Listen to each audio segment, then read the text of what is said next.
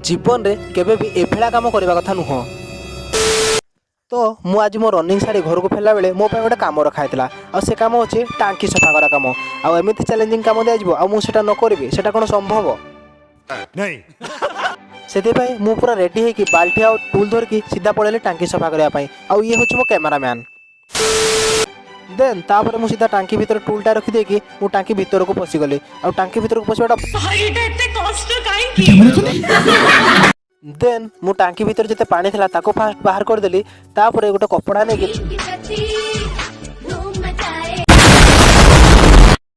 मात्रे आप देखी पारे टांकी पानी केते सफा थिला। तो ये पानी को बाल्टी बाल्टी करके बाहर करबा बहुत कष्ट थाए सेते मो किछि सहकर्मी आसी मते काम रे सहायता करथिले। तो एमिति कर टांकी जते पानी थिला ताको फास्ट बाहर कर दिया गला तापर गोटे कपड़ा ने ताको आहुरी भलो भाबरे सफा कली आ पानी सफा कला परे ये होछि बिफोर और आफ्टर रिजल्ट।